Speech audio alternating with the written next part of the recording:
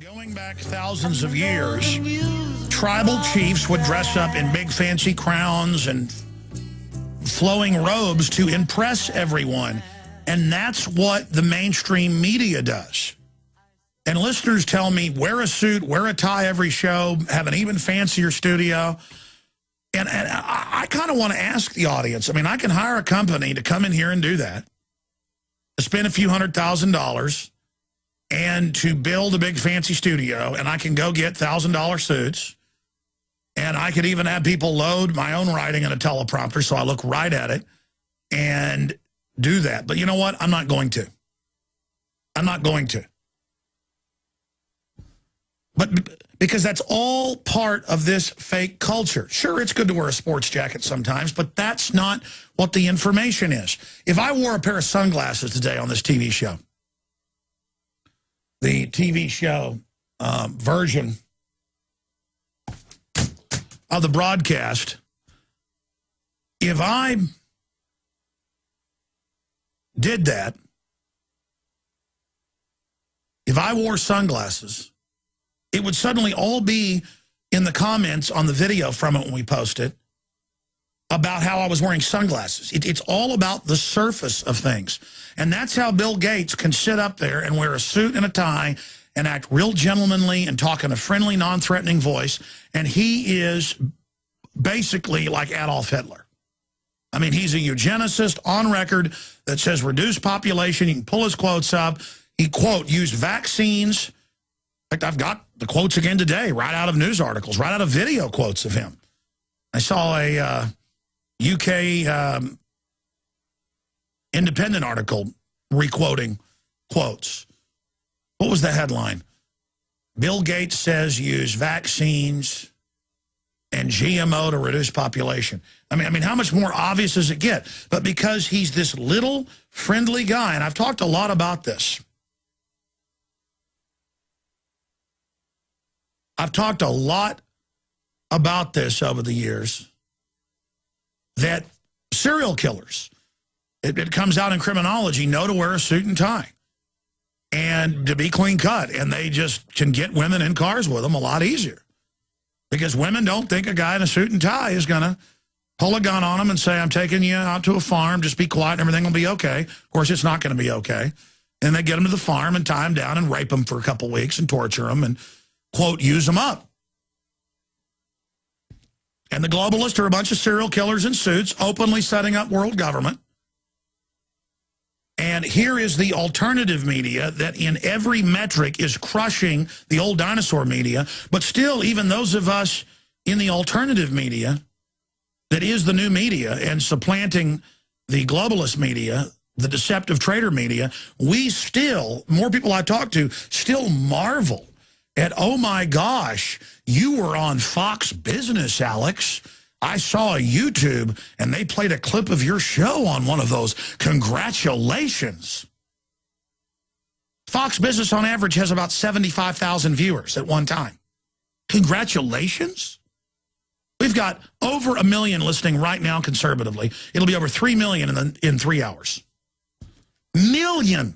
Conservatively, from the AM and FM affiliates. And look, I'm not getting into my show here about this all day.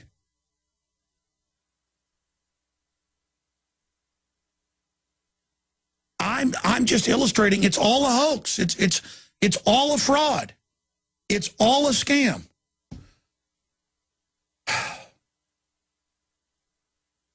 And it's so incredibly irritating to see them get away with this hoax.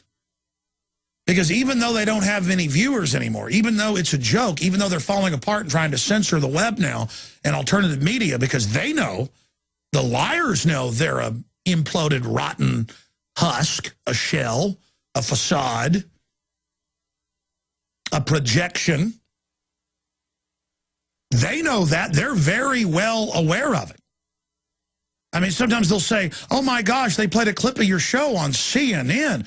Congratulations. Congratulations. My gosh, the average CNN show has about 250,000 viewers. Their top shows, 1 million. Oh, man, congratulations. You know when I say congratulations? When Rush Limbaugh talks about Infowars.com or PrisonPlanet.com. That's 20+ million real people. Or George Norrie with 16 million. Oh, go on there for 3 hours, talk about the New World Order? Talk to 60 million people? That's congratulations.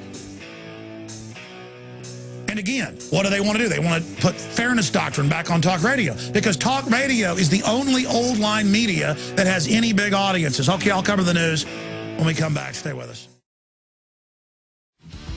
Ah! You know, I analyzed why I get so angry.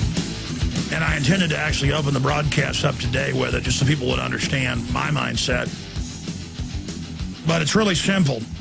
I am frustrated by being aware of the amazing corruption and out-of-control danger that the globalists are bringing us all under, including themselves, and that it's so obvious and documented, and that the threat is bearing down on us day by day with the threat of global war, bioweapons releases, you name it.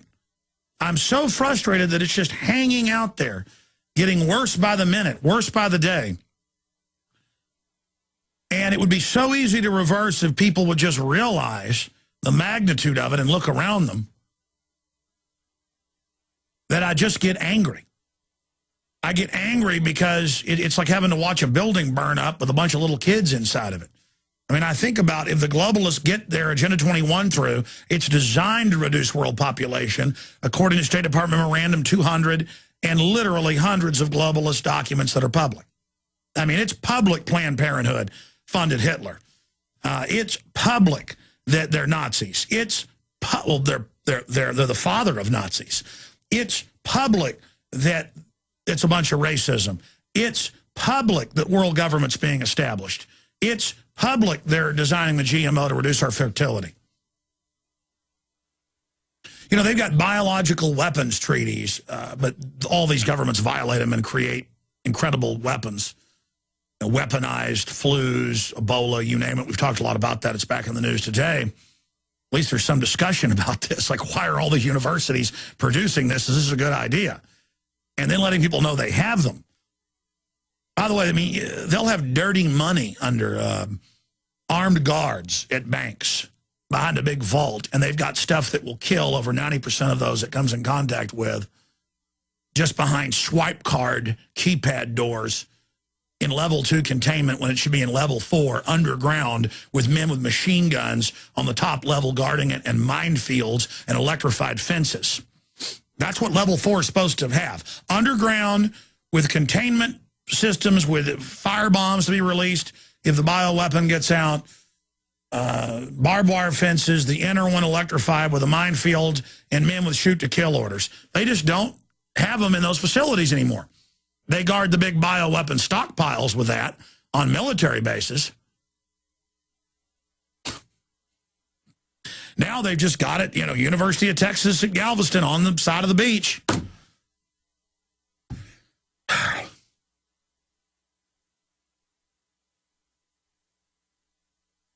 I've got all this news, and it's all just perfume on a pig. It's all just side issues compared to the fact that the people running the planet are crazy. They're madmen. There's no way they can be protected from all the stuff they're doing. I know they've built underground bunkers for the elite. They admit they have them.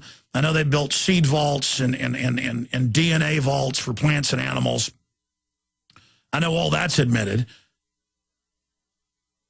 And every preparation they're making, it looks like, is for a scenario where they release bioweapons, infect the entire biosphere with stuff that takes over the genetics of everything that comes in contact. It's like a slow-motion thing.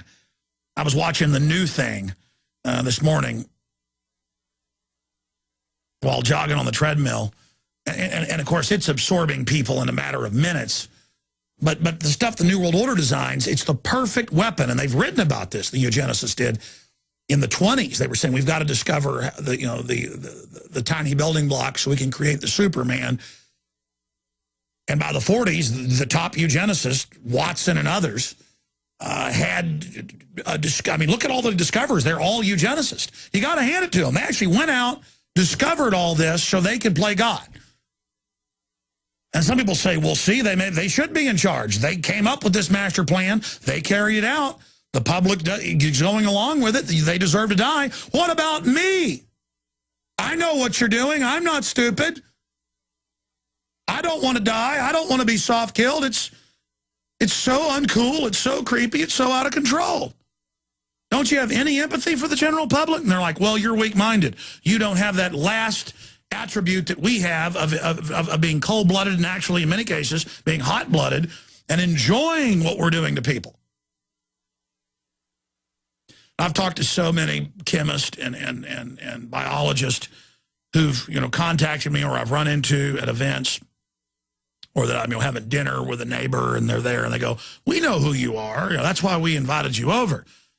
Yes, what are you going to do to stop it? Everything you're saying is true, and they are preparing to release the plague to reduce population. Mm-hmm. What are you going to do, though? You're not going to stop them. And then I run into another group of doctors and scientists out in the countryside living out there. And they're like, yes, we all know. That's why we moved here. We're preparing for the bioweapon release and hope our children won't die as they watch their kids playing. And I'm just like, so you people all know. I guess you do. You're biologists and scientists. They tried to recruit you too, I guess, and you're the ones that didn't go along with it.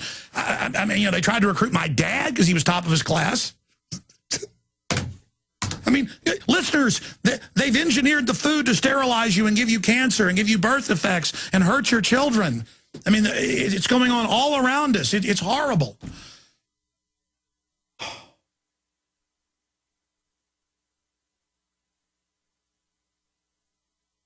And I just go into a frustrated rage all the time. And I'm doing it in my family life. I'm doing it around the office because I can feel the danger. The hair on the back of my neck standing up half the time now. Everybody feels it. I mean, they're getting ready to start World War III with Iran, Russia, and China.